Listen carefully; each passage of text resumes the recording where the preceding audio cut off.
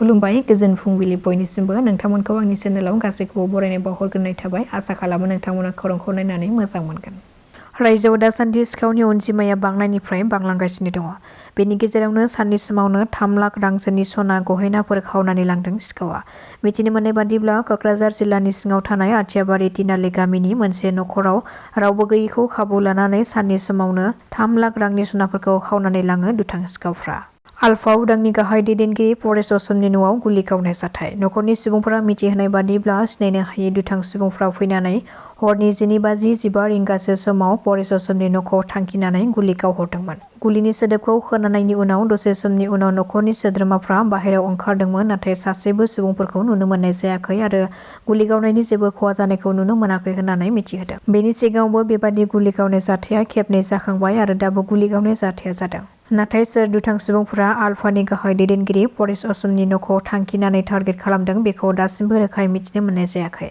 बे जाथायखौ पुलिसनो खौरां हरनायनि उनाव पुलिसआ परेश असमनि न'आव थांनानै संदाननायखौ जागायजेनो। तामुलपुरनि गरेस्वर सकआव गिख्रंथाव लामा जाब्रबथायजों सासे बर' सुबुंनि जिउ खहा जादों। गंसे टेम्पु गारि आरो इक'भेननि सौग्रावलायनायाव बे गिख्रंथाव जाब्रबथाया जादों। मिथिहोनाय बादिब्ला रंगियानिफ्राय फैबाय थानाय गंसे इक'भेनआ टेम्पु गारिखौ मोखांजों मोखां सौग्रावलायनायनि जाहोनाव बे गिख्रंथाव जाब्रबथाया सोमजिदों। जाब्रबथाय जानाय लोगो लोगोनो टेम्पुआव गाखोनाय सासे सुबुङा गोब्राब जोखोम जानानै जिउ खहा जायो आरो साथामसोआ गोब्राबैनो जोखोम जादों। जाब्रबथायाव जिउ खहा जानाय सुबुंखौ 40 बोसोर बैसोनि महेश बर' होननानै सिनायथिनो हादों। जाथाय जानायनि उनाव जायगानि सुबुंफ्रा जोखोम जानाय सुबुंफोरखौ देहा फाहामसालियाव थिसननाय जायो। गुवाहाटी सोहोराव 4 सन्देह गोनां बांलादेशी सुबुंफोरखौ हमनो हादों पुलिसआ। गुवाहाटी ससलनिफ्राय हमनो हादों बे 4 बांलादेशीफोरखौ। मिथिहोनाय बादिब्ला आसिफ आली मुंनि सासे सुबुङा रां लानानै बांलादेशी सुबुंफोरखौ आसामाव हाबहोदोंमोन।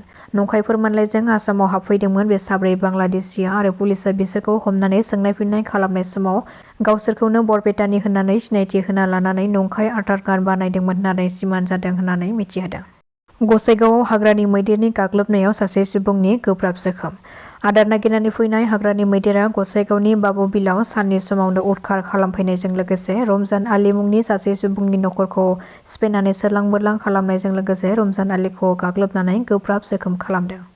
दासो आंजोंहाय मोनसे इन्सिडेन्ट जानानै थांदों। नैबे जोंनि बावखुंग्रि जाय जायगायाव फेस्टिभेल जागासिनो दङ, नैबे आंनि खिथुआव नुनो हागोन नोंथांमोना बियो ओंखाम जानाय फुडिं जेसेबां पार्टिसिपेन्टसफोर दङ प्रग्रामावहाय बिनि फुडिंनि जायगा। आंजों मा इन्सिडेन्ट जानानै थांदों होनोबा आङो फुङावहाय हाजो गाखोनाय कम्पिटिसनावहाय पार्टिसिपेट खालामदोंमोन। आङो माने पार्टिसिपेट खालामनायावहाय आङो गामसा गाननानै पार्टिसिपेट खालामदोंमोन। ओमफ्राय नै आङो खारनानैबो फैदों। आं जानो हागौ आं लास्ट जादों। ओमफ्राय नै जेब्ला आं सफैनानैहाय ब्रेकफास्टबो खालामखाङो आरो बिनि उनावहाय जेब्ला आङो दसे बेरायनानैहाय जेब्ला लान्च जानो जेब्ला आं फैयो आंनियावहाय कुपनबो दङ।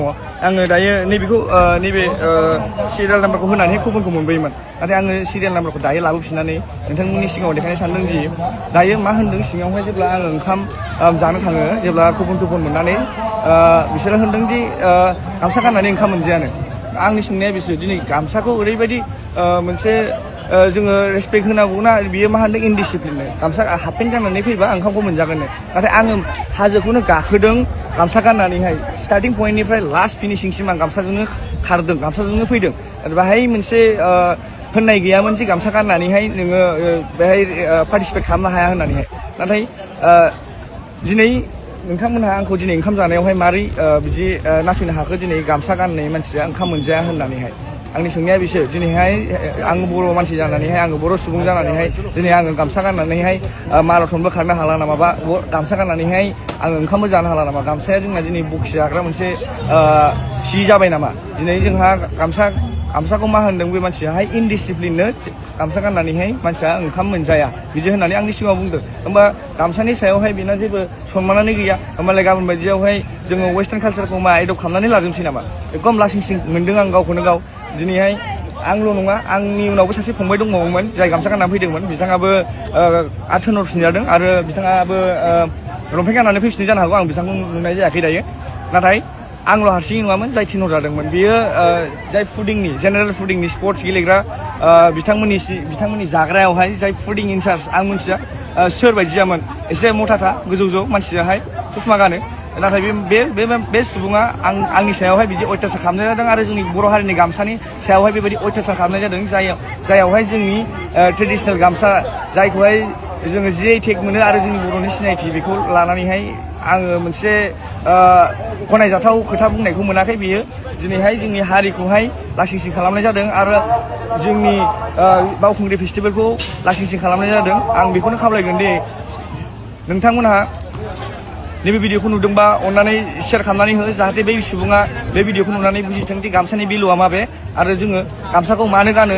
बिदि नङाखि गामसाखौ देखायनो थाखाय जों गानो, गामसाया जोंनि ट्रेडिसन, जों गामसाखौ गाननानै जेरावबो थांनो हायो। गामसा गानना जोंहा गोदोहाय वेस्टार्न कालचार गैयामोन, गोदो लंपेन्ट गैयामोन, बे समाव जों गामसा गाननानैनो जोङो देरबोदों।